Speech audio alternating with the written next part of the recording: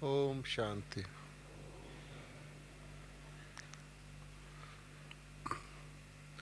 कुमार लोग तो जोर से बोल सकते हैं ओम शांति। ओम शांति।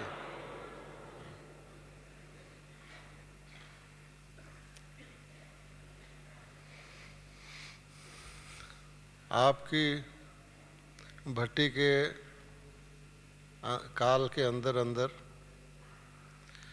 कई प्रकार के वैरायटी कार्यक्रम देखने को मिल रहे हैं। आज रात को आप जिसको जगराता कहते हैं वो करने वाले हैं। लोग तो देवियों का जगराता करते हैं और आप शिवरात्रि मनाने जा रहे हैं। दिन में आपने क्या किया? दिन में आपने कुछ स्पोर्ट्स किया और कुछ मैंने सुना है रक्तदान किया। तो मुझे याद आता है हमारे बाबा ब्रह्मा बाबा कहा करते थे कि ये रूहानी रेस है ना। सुबह सुबह रेस किया गया, दौड़ लगाई गई, वो है जिस्मानी रेस। वो कौन सी रेस की याद कराती है? हाँ, बाबा कहते हैं क्या करो और क्या नहीं करो। जैसे डॉक्टर होता है ना, ये करना है ये नहीं करना है। तो क्या क्या नहीं करना है? रेस नहीं करना है। और क्या करना है? रेस करना है। कौन सी रेस करना है? आत्मा की रेस करना है। आत्मा की स्पीड क्या है? इस सारे ब्रह्मांड में सबसे तेज स्पीड किसकी है? आत्मा की। उसकी स्पीड ऐसी है, संकल्प किया और पहुंचे। ठीक है। फिर रेस किस बात की करनी है? आपने संकल्प किया, पहुंच गए, तो रेस किस बात की करनी है ना। तो वो स्पोर्ट्स में फिजिकल रेस था, इस स्पोर्ट्स में रूहानी रेस है। रेस ये करनी है कि हमारा जो संकल्प है, जो व्यक्ति रेस करता है वो हमेशा शॉर्ट रास्ते से जाता है। अगर वो टेढ़ा टेढ़ा चलने लगे, इधर दौड़े फिर उधर दौड़े, तो समय पर नहीं पहुंच सकता। इसलिए वो रेस करनी है कि हमारी फाइनल मंजिल जो है, बीच में कोई रुकावट ना आए, किसी प्रकार की कोई बाधा ना आए, वो रेस हमको करनी है। आपको पता है स्कूलों कॉलेजों में एक ऑब्स्टेकल रेस भी कराते हैं। ऑब्स्टेकल रेस क्या होती है? उसके अंदर बीच में बाधाएं होती हैं, कहीं फांदना पड़ता है, कहीं कुछ होता है। और एक बोरी वाली रेस भी कराते हैं, बोरी बांध देते हैं, वो बोरी के साथ भागते हैं। और एक 3 टांग वाली रेस भी कराते हैं, जो 2 व्यक्तियों को जोड़ के उसकी बीच की टांग जोड़ देते हैं। ये सारे रेस हमें ज्ञान की कई बातों की याद करवाते हैं। 3 टांग वाली रेस क्या है कि आपको तो भागना ही है, लेकिन साथ कोई दूसरे को भी घसीटना है ना। तो कुमार इससे तो बचे हुए हैं कम से कम। और बोरी वाली रेस क्या है कि टांगे हैं लेकिन बंधी हुई हैं, है ना। तो आत्मा भी इसी प्रकार से कई बार बोरी में बंध जाती है। तो आज हम ये देखना चाहते हैं कि कुमार जो हैं बाबा को बहुत प्यारे हैं। बाबा कहते हैं 100 ब्राह्मण से उत्तम क्या है? हाँ, कन्या है। और बहुत सारी कन्याओं में कम से कम 8 कन्याओं में तो कुमार उत्तम होता है। हम जब बच्चे थे तो एक त्यौहार मनाते हैं जिसमें कन्याओं को मनसा पूजा जाता है और उसमें साथ एक कुमार भी जाता है। तो हम अपने साथ जाया करते थे, तो लोग कन्याओं को भी देते थे, गिफ्ट देते थे, हलवा देते थे, हमें भी साथ देते थे। तो क्योंकि कुमार थोड़े होते हैं, तो कुमार की ये विशेषता आप देखेंगे कि जो कुमार नहीं हैं उनको भी बाबा क्या बना रहा है? उनको भी कुमार बना रहा है। जो जिसको अदर कुमार कहते हैं वो कुमार तो नहीं है ना, वो 3 टांग वाले हैं, लेकिन उनको भी बाबा ने क्या कहा? उनको कुमार कहा है कि कुमार हो तुम, अदर कुमार, है ना। तो जो कुमार नहीं है उनको भी कुमार बना रहा है, तो जो ऑलरेडी कुमार हैं उनको कितनी खुशी होनी चाहिए। इंडिपेंडेंट, स्वतंत्र, किसी का लेना नहीं देना नहीं, ठीक है। अच्छा, फिर आपने ब्लड दिया। अब ब्लड किसको दिया? अब पता नहीं आपका ब्लड किसके अंदर चला जाए, है ना। बाबा कहता दान भी पात्र को देना चाहिए। आप एक पैसा भी किसी को देंगे, कोई गलत काम में लगा लेगा, आप पर बोझ चढ़ जाएगा। आजकल का सोशल ज़माना है, जब तक कोई सोशल सर्विस ना करे वो समझते हैं इसने कोई सेवा ही नहीं करी, इसलिए ये भी करना पड़ता है।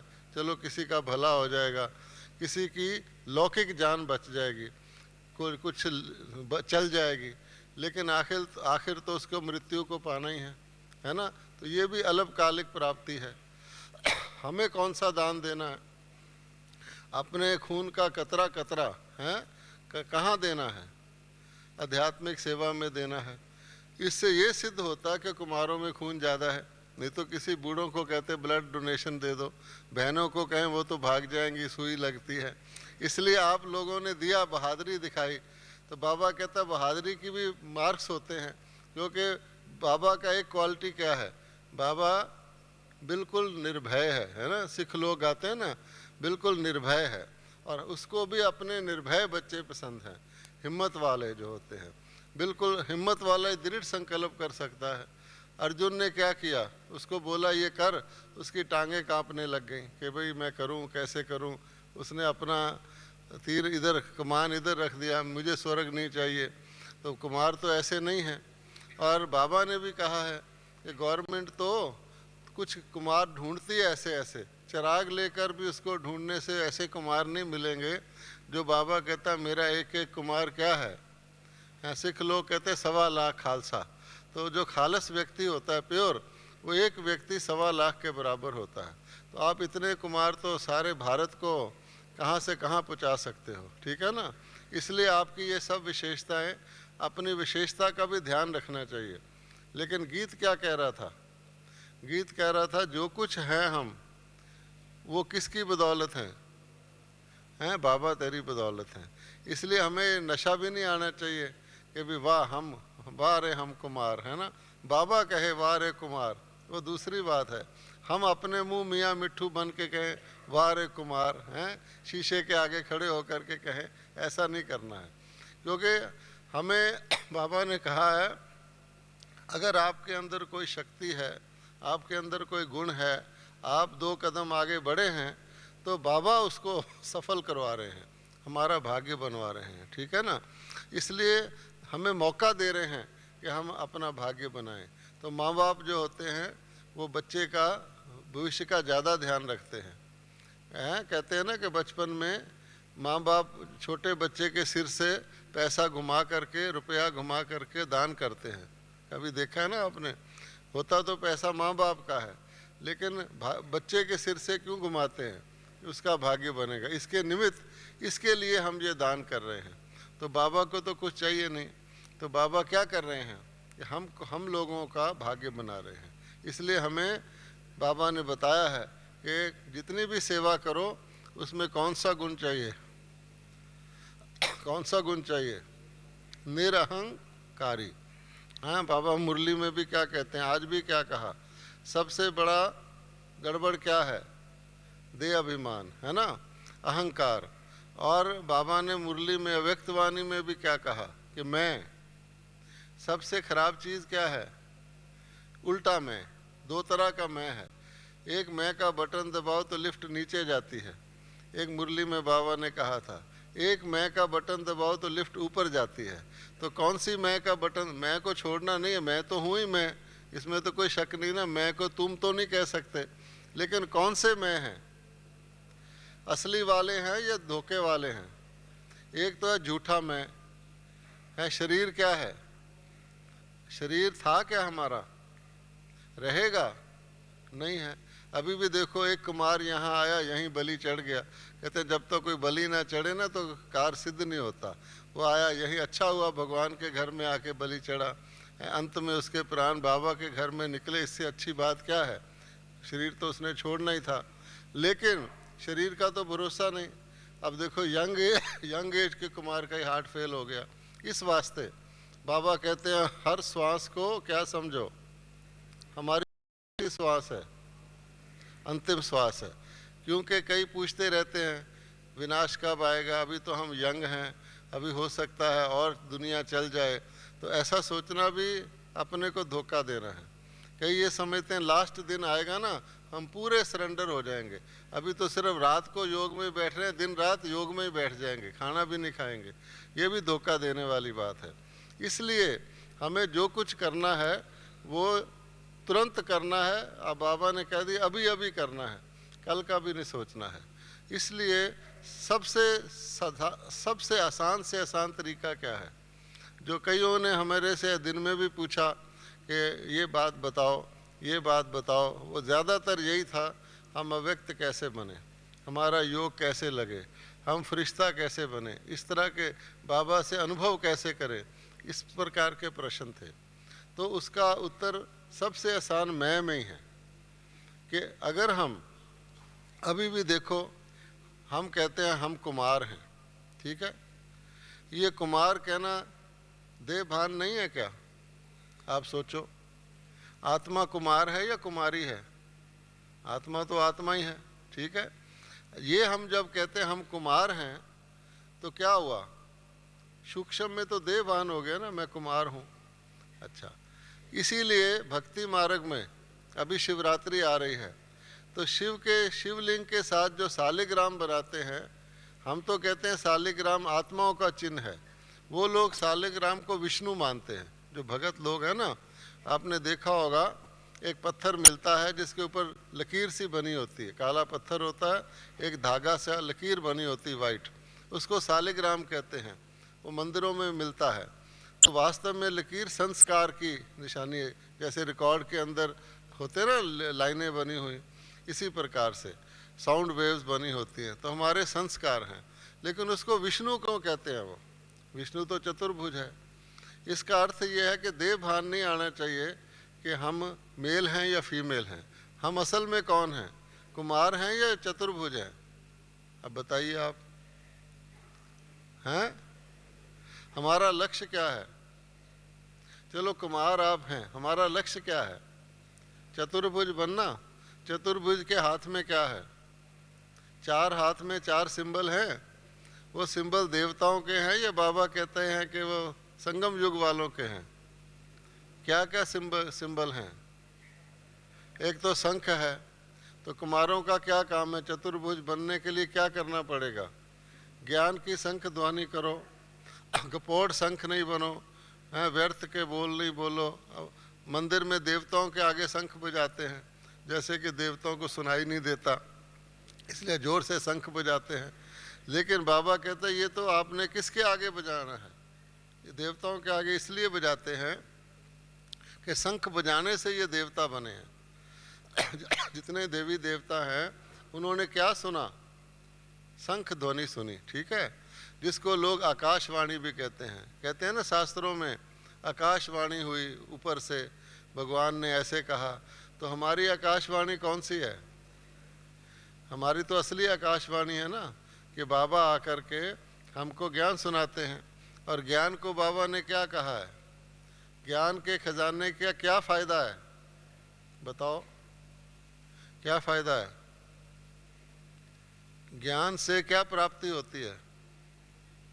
हाँ, मुक्ति और जीवन मुक्ति। तो कुमारों को मुक्ति तो पहले है ही, है ना, कई झंझटों से, ग्रस्त के जंजाल से मुक्त हैं। इससे अच्छी बात क्या है? एक बारी हम कुमारों की क्लास करा रहे थे, तो एक भाई उठ के खड़े हो गए, बोले भाई साहब क्या हम सारी ज़िंदगी रोटी बनाते रहेंगे? मैंने कहा भाई कभी कभी चावल भी बना लिया करो, और क्या कहता उसको, है ना। अच्छा, अब आप बताओ कि इससे अच्छी बात क्या है? कुछ दिन पहले ही ब्रह्मा बाबा की मुरली आई थी, अभी रिवाइज कोर्स की, कि बाबा कहता अगर मुझे मौका मिले तो मैं अपना खाना खुद बनाया करूं। बाबा ने अन्न की शुद्धि पर बहुत जोर दिया है।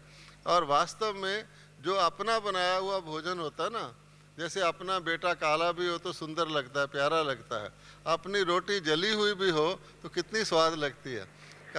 कम से कम मैंने तो 3 साल भोजन बनाया है, वो भोजन आज तक नहीं मुझे नसीब हुआ जो खुद बनाया था। सच्ची बात ये है। तो मैं फिर सोचता हूँ कोई ऐसा मौका मिले जो हम भोजन बनाएं।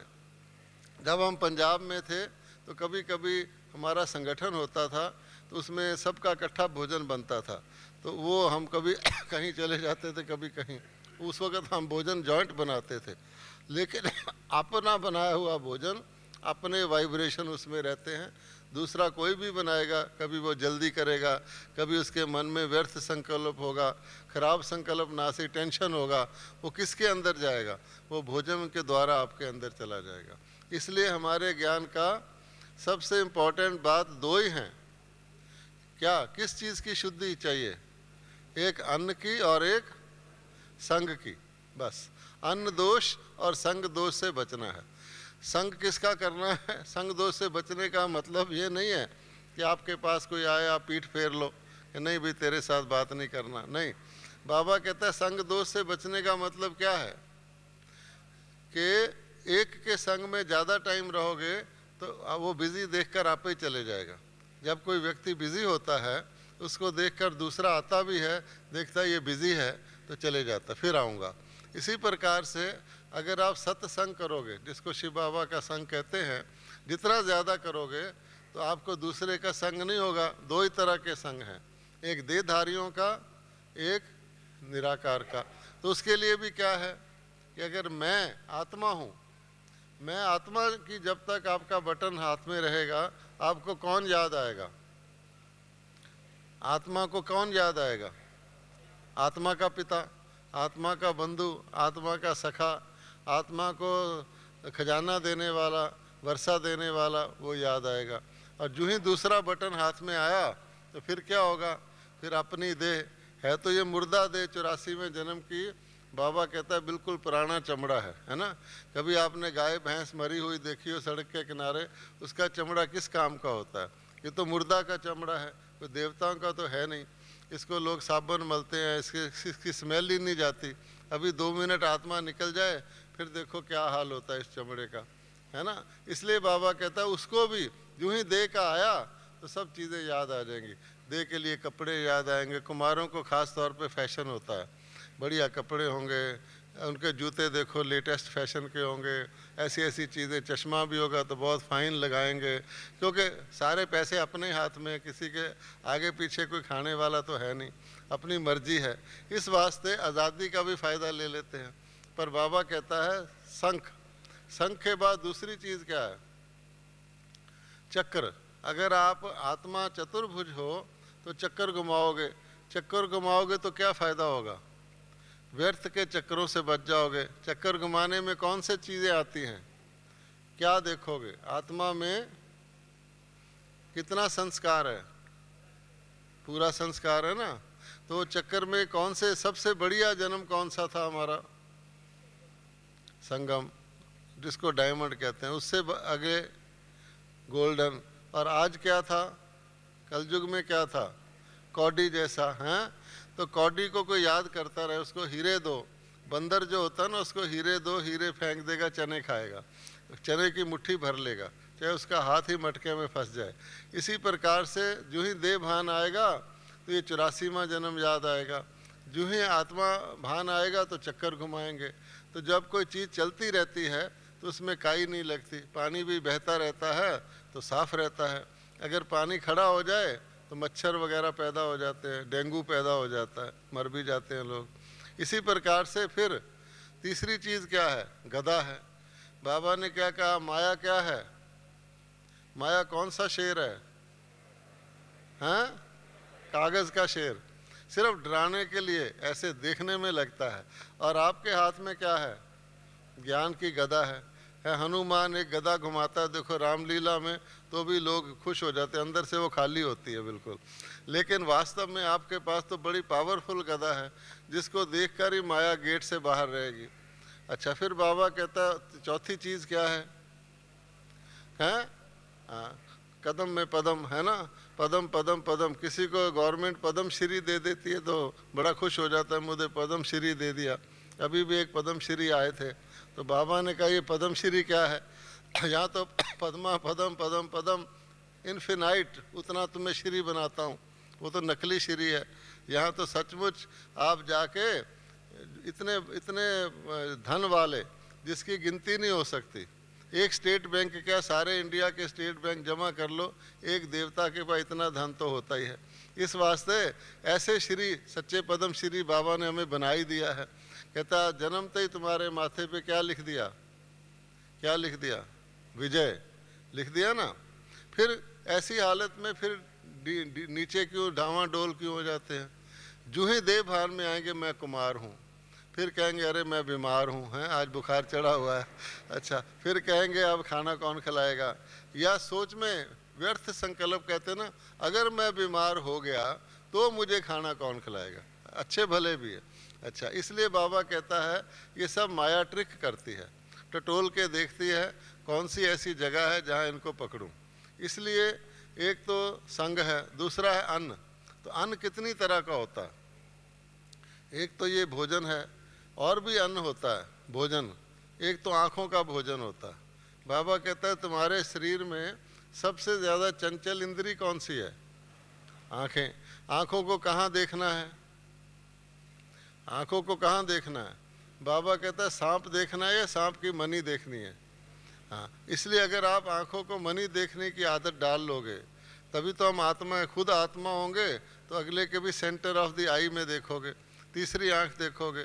तो मनी देखोगे तो सांप नहीं दिखेगा। सांप तो बड़े रंग बिरंगे होते हैं, होते तो सांप ही है ना।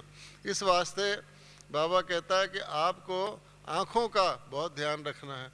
तो आजकल आँखों को कौन सी बीमारी लग जाती है, हैं पता है ना सब कुमारों को, कौन सी, टीबी की बीमारी है ना।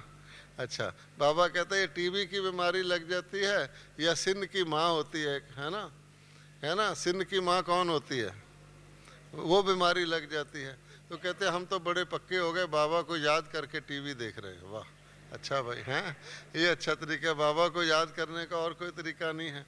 इस अच्छा, फिर कान, कान से भी भोजन अंदर जाता है। वो कौन सा भोजन जाता है, किसी कोई मिला आए यहाँ भट्टी में, पहले थोड़ी बात की, अच्छा भाई भट्टी में आए हो, फिर कोई इधर उधर की बीबीसी जो होती है ना न्यूज़ सुनने लग जाते हैं। ब्राह्मण ब्रॉडकास्टिंग कॉरपोरेशन बहुत बड़ी है, उसकी ना न्यूज़ इधर उधर की सुनने लग जाते हैं।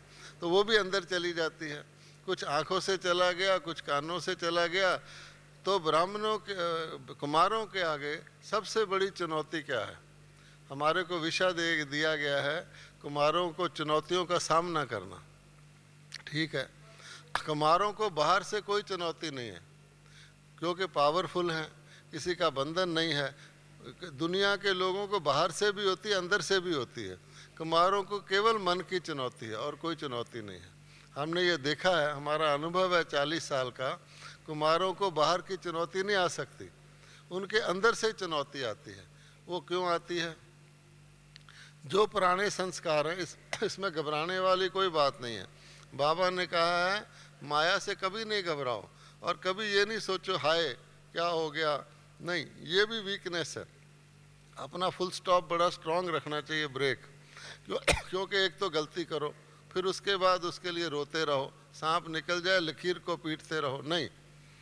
चुनौती क्या है कि जो हमारे पुराने संस्कार हैं उसको जितना जल्दी से जल्दी ख़त्म कर लें उतना अच्छा। और अगर उसको लटकाए रहें, कहते ना जख्मी से मरा हुआ अच्छा होता है। किसी को बंदूक उसके ऊपर रख दो, तुझे अभी मारता हूँ, उसको भय रहेगा। जब तक बंदूक चलेगी नहीं वो मरे से भी बदतर है, और मार दो तो ठीक है। इसी प्रकार से कुमार क्या करते हैं, अधमरा जिसको कहते हैं ना, अधमरा या जिसको त्रिशंकु भी बोलते हैं, ना उधर का रहा ना इधर का रहा, ना माया में गए ना राम के गए। इसलिए न, क्योंकि माया में जाएंगे तो ज्ञान का विनाश नहीं है, अंदर से ज्ञान बोलेगा ये ठीक नहीं है।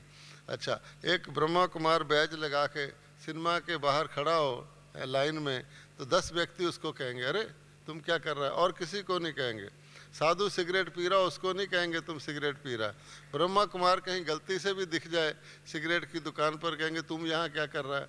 तो ये शक्ति है, बाबा ने हमको ये शक्ति दी है कि ये भी हमारा बल है कि लोग आप कचहरी में चले जाओ कहेंगे आप कचहरी में कैसे खड़े, इसलिए आपको पूछेंगे। ये भी एक शक्ति है। लेकिन हमें ये देखना है कि क्यों नहीं, क्यों बार बार सोचने के बाद भी ज्ञान के धारणा करने के बाद भी ये विघ्न आते हैं, जिसको कहते हैं, तो ये मन के विघ्न हैं। इसका कारण यही है कि पुराने संस्कार खत्म नहीं हुए। अब देखो, कुमार विशेष हैं तो उनका टेंशन भी विशेष तरह का होता है। टेंशन कई तरह का होता है ना, आजकल डॉक्टर लोग बताते हैं 100 से ज़्यादा तरह का सिर दर्द होता है ना। इसी प्रकार से कुमारों का टेंशन बहुत विशेष है, ताकतवर है कुमार। तो क्या होता है, बाबा मुरली में कहता है, बच्चे अहंकार का त्याग करो, जिद का त्याग करो, मैंपन का त्याग करो। कुमार लोगों को नशा होता है, मालिकपन का त्याग करो, अपनी अकड़ का त्याग करो। अच्छा, हाँ, अंदर से कहते हैं निकलो बाहर, इन विकर्मों को कहते हैं, खराब चीज़ों को निकलो बाहर। फिर बाबा कहता है सहनशीलता धारण करो, हैं, स्नेही बनो, मीठे बोलो। अच्छा, चलो अंदर, हैं। अब वो गेट पर अड़ जाते हैं, ना वो बाहर निकल सकते हैं ना वो अंदर जा सकते हैं। कभी आपने रेलवे स्टेशन पे देखा होगा, स्टेशन आता है, सारी सवारियां खड़ी हो जाती हैं, हम बाहर निकलेंगी, और बाहर वाली कहते हैं हम अंदर जाएंगी। तो गेट पर ही लड़ते रहते हैं, धक्का दुक्का मारते रहते हैं। वो कहता मुझे अंदर जाने दो, वो कहता मुझे बाहर आने दो। तो टेंशन तो आप ही हो गया। तो आपके बीच में आके ना गेट पे आप सोचो कि अगर बाहर वाले अंदर, अंदर वाले बाहर नहीं निकलेंगे तो बाहर वाले जाएंगे भी तो खड़े कहाँ होंगे। इसलिए बाबा कहता है पहले मनाओ दशहरा, फिर आएगी दिवाली। अगर कोई कहे दिवाली आ जाए, दशहरा भी साथ ही आ जाए उसी दिन, ये तो नहीं हो सकता ना। कोई कहे फीस्टिंग एंड फास्टिंग इकट्ठा ही हो जाए, ऐसा नहीं हो सकता। इस वास्ते हमको सबसे इस मुरली का जो मेन पॉइंट हमने देखा, वैसे तो सारी मुरली बाबा की हीरे हैं, वो ये था कि सर्व शक्तियाँ धारण करने के लिए आपको योग का खजाना जमा करना है। ठीक है, ये इम्पोर्टेंट है बहुत, क्योंकि योग ज्ञान भी हमें इसलिए मिलता है कि हमारा योग का खजाना जमा हो। योग मैंने क्या, बाबा से ज़्यादा प्यार, दुनिया से ज़्यादा न्यारे। बाबा साथी, दुनिया साखी। दुनिया से आप साखी, बाबा आपका साथी। अगर उल्टा कर दिया क्या होगा, दुनिया साथी तो बाबा साखी। साखी आगे आगे जाके धर्मराज बन जाएगा, है ना। इस वास्ते हमें क्या करना है, सारे ज्ञान का ही सार ये है, और हमको पता है ये सार, फिर भी वो क्यों नहीं दुनिया का साथी छूटता, इसलिए कि योग से पिछले संस्कारों को ख़त्म नहीं किया है, वो भट्टी जोरदार नहीं जलाई है। आज आपकी भट्टी होने वाली है, इसलिए ये बड़ा इम्पोर्टेंट है। तीसरा बाबा ने बताया था धारणा का खजाना, वो भी अच्छा है, उससे गुण आते हैं, लेकिन धारणा भी कब होगी, अगर पिछले संस्कार रास्ते में रुकावट डालते रहेंगे तो धारणा कैसे होगी। दिल कहता है धारणा करूं, कौन कहता है ना करूं। जब बाबा हाथ उठाते हैं, कोई झूठा थोड़ी हाथ उठाता है, सच्ची दिल से उठाते हैं। हाँ, बाबा ताकत देते हैं, उधर से दृष्टि देते हैं, हाँ हम करेंगे। अच्छा, फिर क्या होता है, फिर जब आबू रोड स्टेशन से बाहर जाते हैं तो कहते हैं ये क्या हुआ, है ना। इसलिए भारी हो जाते हैं, तो देवभान, चारों तरफ देवभान वाले लोग, यहाँ तो खुद भगवान बैठा है जो इसको देह है ही नहीं। अच्छा, और हमको भी एक सेकंड में देही अभिमानी बना देता है, क्योंकि जिस तन में आता है वो है फीमेल का तन। हम ये तो अगर फीमेल देखेंगे तो बाबा को नहीं पहचानते हैं, तो बाबा को पहचानते हैं तभी उस वक्त देह तो दिखती नहीं, बाबा दिखता है। ये भी बाबा की युक्ति है। खुद भी सारे ही आत्मा अभिमानी होके बैठते हैं, इस वास्ते यहाँ तो ताकत होती है, उस वातावरण में उड़ जाते हैं। जैसे किसी को गेंद को ऊपर ज़ोर से फेंक दो तो दिखेगा हवा में उड़ रहा है, फिर क्या होगा, जब वो हवा की उसकी उड़ने की ताकत घटेगी तो धरती पर आ जाएगा। इसलिए हमें सबसे इम्पोर्टेंट सब्जेक्ट, ज्ञान का भी फ़ायदा है अगर हमारा योग बढ़ रहा है, धारणा भी जब भी होगी अगर हमारा योग लगेगा, और सेवा भी। सेवा सब करते हैं, कुमार लोग तो बहुत सेवा करते हैं, ऐसी धुन से सेवा करते हैं जो बात ना पूछो। आखिर सब फंक्शन में दरियाँ कौन उठाता है, कुर्सियाँ कौन लगाता है, सफाई कौन करता है, कुमारी तो करते हैं, है ना। इस वास्ते, लेकिन वो खुशी टेम्परेरी। क्यों, अगर अहंकार है, कोई मुझे कहेगा तो मैं करूँगा, जो मैं नहीं करता, अच्छा, तो फिर क्या होगा, वो सेवा की खुशी अहंकार के खाते में चली जाएगी। सेवा भी हुई, अहंकार जमा हो जाएगा। जैसे किसी को पेट में कैंसर हो तो रोटी खाएगा, फल खाएगा, कहाँ जाएगा, सेहत को लगेगा या कैंसर को लगेगा? कैंसर को। तो अहंकार भी एक कैंसर है। इसी प्रकार से अगर कोई मान शान की इच्छा होगी कि मेरा नाम तो पैदा हो, है कोई ऐसा हो, जैसे दो कुमार चढ़ के आ गए थे बाबा जी के चरण छूने, पता नहीं क्या करने आए थे वो, ये सबसे भाग करके वो आ गए। बाबा कहता है ये कोई नज़दीक शरीर के आने से थोड़ी आप बाबा के नज़दीक होते हो। बाबा तो देखता है कि लंदन में बैठे बच्चे भी जो इस वक्त मेरी याद में सच्चे दिल से बैठे हैं, उनको बाबा की याद पहुंचती है। आप बिल्कुल बाबा के पास जाके बैठ जाओ, लेकिन जैसे कई लोगों की आपस में लड़ाई होती है, अब मुशर्रफ और वो इकट्ठे बैठ जाते हैं वाजपेयी, तो उनके कोई प्यार थोड़ी होता है, हाथ भी मिला लेते तो एक दूसरे की उंगलियां तोड़ने की कोशिश करते हैं। इस वास्ते ऐसी कोई बात नहीं है, ये दिल का है। तो इसलिए दूरी का कोई फासला नहीं, दूरी में तो ज़्यादा कशिश होती है। हमेशा आप देखेंगे कि रबड़ होता है तो जितना रबड़ दूर से खींच के छोड़ोगे ज़ोर से आएगा, और बिना खींचे हुए रबड़ ऐसे ही पड़ा है। इस वास्ते ये दिल की कशिश है। लेकिन ये जब आएगी, अगर हमारा सारा फ़ायदा बाबा से है, क्योंकि बाबा कुछ मांगता नहीं, बाबा को कुछ चाहिए नहीं, बाबा तो भोग भी वासना ही लेता है, और उस पिता को सिर्फ हमारे कल्याण का फ़ायदा है। वो सर्वशक्तिवान है, वो कर भी सकता है, मदद भी करने को तैयार है, टाइम भी ऐसा आ गया है, सब कुछ है, फिर भी क्यों नहीं होता? इसलिए घूम फिर कर वही बात आती है कि योग जो है हमारा गुप्त सब्जेक्ट है। तो आप देखेंगे भाई लोग मुरली के टाइम आ जाएंगे, योग के टाइम कम आएंगे, वैसे भी बोलने में ज़्यादा करेंगे, योग लगाने में कम करेंगे। तो यदि हम चलते फिरते ये, क्योंकि योग कोई ऐसा विषय नहीं है जो आपने 4:45 बजे ख़त्म किया और 4 बजे शुरू किया, रिकॉर्ड बजा तो योग शुरू हो गया, अब मैं योग लगाने जा रहा हूँ, इसका मतलब क्या हुआ? इससे पहले मेरा योग नहीं लगा हुआ था। भोजन के पहले अभी बाबा को याद करके भोजन खाओ, इसका मतलब क्या हुआ कि पहले याद नहीं था? अच्छा, याद कर लिया, भोजन शुरू, याद बंद, ऐसा तो नहीं है ना? कोई पार्ट टाइम योगी तो नहीं है ना? किसी का कोई पार्ट टाइम फादर होता है क्या? आधे टाइम का मेरा फादर है, बाकी टाइम का मेरी मासी है दूसरी, ऐसा तो नहीं है ना? इस वास्ते लगातार सुबह से शाम तक है सिर्फ मामूली सी बात, अटेंशन। अगर आप ज़रा सी भी अटेंशन रखें, एक बच्चा भी इसको कर सकता है, अनपढ़ भी कर सकता है, बीमार भी कर सकता है, ज़रा सी अटेंशन रखें कि मैं आत्मा हूँ। बाबा यही कहते हैं, जो असली मैं हूँ, नकली झूठी मैं नहीं, ये झूठी मैं है, ठीक है ना? दुनिया वाले झूठी मैं को समझते हैं। हम शरीर छोड़ देंगे, कहेंगे वो चला गया, मर गया। क्या हम मरते हैं? आप सोचो, हम तो अच्छे भले रहेंगे, फिर भी दूसरा बढ़िया चोला ले लेंगे। लेकिन वो ये धोखा जो है द्वापर से, कि अपने आप को हमने विनाशी बना लिया है हम अविनाशी, अपने आप को मृत्यु को पाने वाला बना लिया है हम अमर। तो ये जो है अमर आत्मा समझेंगे तो आपको संस्कारों का खजाना जमा करने की इच्छा होगी जो आगे जाएगा, और शरीर समझेंगे तो संस्कारों को खराब करके भी यहाँ की टेम्परेरी अल्पकालिक चीज़ें इकट्ठी करने की इच्छा होगी। सीधी बात है। तो आपको अंदर का नशा किसको होता है? जो अमीर व्यक्ति होता है और जो गरीब व्यक्ति होता है, देखने में तो दोनों एक जैसे हैं। आजकल तो बाज़ार में सेकंड हैंड ड्रेस भी मिल जाते हैं, जो कि लोग अमीर जितना भी अच्छा पहन लेते हैं, देखने में तो एक जैसे लगेंगे। अंदर का नशा किसको होगा? जो अमीर है उसको पता है मेरे पास खजाना है। तो आपका दिल, बाबा ने कहा ना, खजानों से संपन्न जो होगा उसको संतुष्टता होगी, एक अंदर की खुशी होगी कि मेरे पास ये है, शरीर रहे ना रहे, ये खजाना मेरा है, अविनाशी खजाना है, जन्म जन्मांतर चलेगा। इस वास्ते ऐसा खजाना जमा करने का सिंपल तरीका है, हम जो हैं अपने आप को वो माने और जो नहीं है उसको भूलें। बस ये तो आसान काम है ना।